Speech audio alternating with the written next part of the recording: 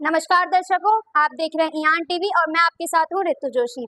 तो आज है 7 मई 2024 यानी 18वें लोकसभा चुनाव का तीसरा फेज। आज ही के दिन 12 राज्यों में और 93 कॉन्स्टिट्यूएंसीज में इलेक्शन लड़े जा रहे हैं। तो चलिए आज हम बात करते हैं हमारे युवा साथियों से कि उनकी सरकार को लेके क्या क्या एक्सपेक्टेशन है। तो चलिए पहले बात करते हैं हम निष्ठा से।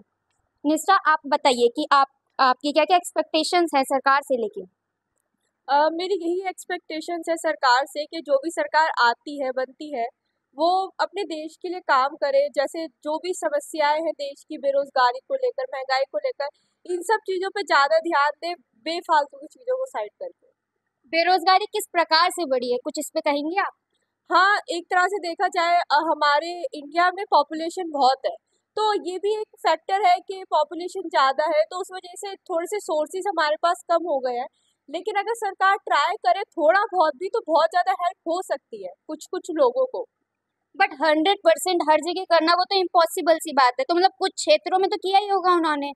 हाँ, मतलब ऐसे नहीं कह सकते कि बिल्कुल नहीं किया, किया है, बट अभी भी बहुत ज़्यादा लोग हैं जो बेरोज़गार हैं और इस चीज़ से परेशान हैं। अब कोई बड़ा आदमी है उसको तो इस चीज़ से कोई फ़र्क नहीं पड़ रहा ना। अगर हम थोड़ा बहुत करके भी हर साल या हर महीने भी कुछ वैकेंसीज़ जॉब्स की निकाल रहे हैं या कुछ भी सोर्स हम अवेलेबल करवा रहे हैं लोगों के लिए, तो वो उस चीज़ से भी हेल्प हो सकती है लोगों की। जी, जैसे गर्ल सेफ्टी है, ये भी बहुत बड़ा ही मुद्दा है देखा जाए तो इसको लेकर कुछ बोलेंगे आप? हाँ, अभी जैसे कि हम देख सकते हैं कि बीते साल में बहुत सारे मामले सामने देखने को आए हैं रेप को लेकर और भी अन्य चीज़ों को लेकर लड़कियों के लिए। तो हाँ, सरकार काम कर रही है, अब देखो कितना हद तक हो सकता है, क्योंकि जितने भी जब तक कोई अच्छा कड़ा कानून नहीं बन जाता तब तक मुझे नहीं लगता कि कुछ हो पाएगा। क्योंकि निर्भया केस का ही आप ले लीजिए, उसी में इतने साल लग गए उसको फांसी दिलवाने में। अगर होता तो तभी एनकाउंटर कर देते। I think this is the best. तो ठीक है, ओके, धन्यवाद। तो निष्ठा ने हमें बताया उनके एक्सपेक्टेशन सरकार को लेके। तो अब चलते हैं हम दीप्ति के पास। दीप्ति, आपकी क्या क्या एक्सपेक्टेशन है सरकार को लेके? देखिए, मैं न्यू दिल्ली की रहने वाली हूँ और new Delhi one of the most polluted city मानी जाती है पूरे वर्ल्ड में। तो मैं चाहती हूँ कि जो गवर्नमेंट है वो सबसे ज़्यादा पॉल्यूशन को कर्ब करने को लेकर स्कीम्स लेकर आए, पॉलिसीज लेकर आए कि जो आने वाली हमारी जनरेशन है उसको इतने पॉल्यूशन में इतनी प्रॉब्लम्स हो रही हैं, इतने सारे डिजीजेस हो रहे हैं, जैसे कि इतने पॉल्यूटेड एयर की वजह से बच्चों को भी अस्थमा की प्रॉब्लम से जूझना पड़ रहा है, डायबिटीज़ जैसी प्रॉब्लम्स इतनी ज़्यादा बढ़ती जा रही है। हमारा देश सबसे ज़्यादा डायबिटिक पॉपुलेशन बनता जा रहा है। तो आई थिंक गवर्नमेंट को इसको लेकर बहुत ही सीरियसली ध्यान देना चाहिए। नहीं, काम तो चल रहा है, गवर्नमेंट काम कर रही है, पर उस हद तक नहीं कर पा रही इसको लेकर। उस लेवल तक नहीं हो पा रहा है, लाइक थोड़ा बहुत लोगों के बीच में जाके आप प्रचार कर लेते हैं, लेकिन एक बड़े लेवल पर इसको लेकर बात होनी चाहिए और सीरियस लेवल पर एक कुछ बनाना चाहिए इनको पॉलिसीज कि ये सब चीज़ें कम हो, ग्लोबल वार्मिंग कम हो। हाँ, पहले जैसे कि एज जो थी लोगों की वो 90-95 प्लस चली जाती थी, लेकिन अब की अगर मैं देखूं तो 40-45 बड़ी मुश्किल से लोग बच पाते हैं। तो इसको लेकर हाँ, ये ग्लोबल वार्मिंग का इफेक्ट है, इतना पॉल्यूशन बढ़ता जा रहा है। चाहे एयर पॉल्यूशन हो, वाटर पॉल्यूशन हो, इंडस्ट्रीज से हो रहा हो, इन सब से लोगों की एज लिमिट भी बहुत कम होती जा रही है। अगर हम पहले से कंपेयर करें तो पहले हमारा लाइफस्टाइल अगर हम खाने पीने को लेकर करें तो बहुत अच्छा होता था, लेकिन आज के टाइम में मिलावट भी इतनी होती जा रही है। पहले हमें प्योर खाना मिलता था, तो अब जी। मिलावट जैसा खाना। ठीक है, ओके, धन्यवाद दीप्ति। तो ये दीप्ति से हमने बात की कि उन्होंने बताया पॉल्यूशन को लेकर कि कितना पॉल्यूशन हमारा डे टू डे बढ़ रहा है। तो चलिए अब बात करते हैं दीपक के साथ। दीपक, आप बताइए आपकी एक्सपेक्टेशन किस प्रकार से है गवर्नमेंट देखो, से? सरकार से मेरी कोई एक्सपेक्टेशन नहीं है। सरकार जो भी कर रही है अच्छी तरह करे।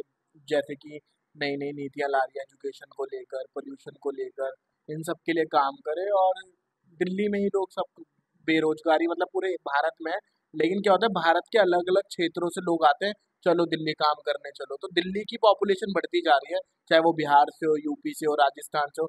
मेरा सरकार से यही कहना है, चाहे वो बिहार से हो, चाहे वो राजस्थान से हो, कहीं से भी हो, जहाँ पर वो लोग हैं वहीं पर ही कार्य शुरू करा जाए, वहीं पर ही कंपनी अगर स्टार्टअप किया जाए तो लोग वहीं पर काम करके रहें, अपनी फैमिली के साथ वहीं पर रहें। क्योंकि अपनी फैमिली को छोड़कर आना, दिल्ली आना काम करने, वो भी एक तरह से बहुत बड़ी बिग डील हो जाती है, जिसके साथ से दिल्ली में ही बहुत हौच पौच हो गया है और दिल्ली की पॉपुलेशन बढ़ती जा रही है। इससे आने वाले टाइम पे तो प्रॉब्लम होगी और अभी भी इतनी प्रॉब्लम हो रही है। बट एक रीजन ये भी तो है कि गांव में इतना बेरोजगार नहीं है, तो उनको आना ही पड़ता है ना चाहते हुए भी। तो यही तो मैं कह रहा हूँ मैम, आपको शायद समझने में थोड़ी दिक्कत हुई, मैं आपको दोबारा बता देता हूँ कि मेरा कहने का मतलब है कि चाहे बिहार हो, चाहे राजस्थान हो, चाहे कश्मीर हो, चाहे जम्मू हो, वहीं पर स्टार्टअप हो, कंपनियां वहीं पर काम करें, वहीं के लोग वहीं काम करें, कि दिल्ली की पॉपुलेशन मेंटेन रहे।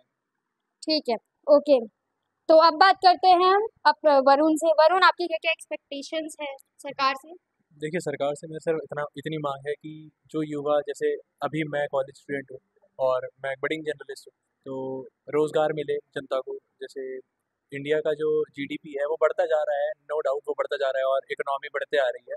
बट इकोनॉमी ऐसे काम नहीं करती। जैसे मान लीजिए कि एक उद्योगपति है, वो कुछ लिमिटेड अमाउंट ऑफ मनी कमा रहा है और एक जो गरीब घर का है वो कुछ लिमिटेड अमाउंट कमा रहा है।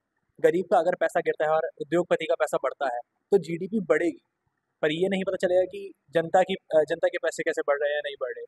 तो मैं चाहता हूँ रोज़गार बढ़े देश में। और जैसे कि दीपक ने बहुत अच्छा मुद्दा उठाया था कि हर जगह पे स्टार्टअप्स हों, हर जगह पे रिसोर्सेज का पूरा यूज़ हो। जैसे कि अभी देख सकते हैं कि उत्तराखंड में जोशीमठ में यहाँ पे फॉल्स कंस्ट्रक्शन की वजह से जगह ढह गई थी पूरी और वहाँ पे कुछ नहीं बचा। तो उसी प्रकार से जैसे उत्तराखंड के लोग आते हैं या फिर राजस्थान, दिल्ली या अलग अलग जगहों पे अलग अलग चीज़ों के लिए स्टार्टअप होने चाहिए। दिल्ली नेशनल कैपिटल है, नो डाउट वहाँ पे सब कुछ है, होना चाहिए, बहुत अच्छी चीज़ है वो। बट हर जगह को डेवलपमेंट का मौका मिलना चाहिए, क्योंकि रोज़गार अगर हर जगह नहीं मिलेगा तो देश कैसे आगे बढ़ेगा। जी, ओके, धन्यवाद वरुण। तो अब हम बात करते हैं स्नेहिल से। स्नेहिल, आपको क्या लगता है कि सरकार ने सबसे अच्छा काम किया है और आप किसके साथ हैं समर्थन में? देखिए, सभी सरकार अपने अपने लेवल तक बहुत अच्छा काम कर रही, चाहे वो कांग्रेस की सरकार हो या भाजपा की सरकार हो। नहीं, आपको क्या लगता है? मुझे अगर पर्सनली मेरी बात की जाए तो कांग्रेस सरकार में बहुत ज़्यादा रोजगार थी, महंगाई कम थी। As a middle class family मैं अगर देखा जाए तो ज़रूर आईएनसी के सपोर्ट में बोलूँगी, क्योंकि भाजपा में ऐसा हो रहा है कि जो बड़े लेवल पे उद्योगपति हैं उनके पास पैसे आ रहे हैं, पर जो निम्न स्तर के लोग हैं, जो गरीब हैं, उनके पास कोई रोजगार नहीं है, खाने को पैसे नहीं है। बहुत अभी मोदी जी ने बोला था कि 25 करोड़ से ज़्यादा लोग जो मार्जिनल लाइन से नीचे थे, अब वो मार्जिनल लाइन से ऊपर जा चुके हैं। इस मोदी पर जी ने तो बहुत कुछ बोला था। मोदी जी ने तो ये भी नहीं, बोला प्रूव था भी किया था।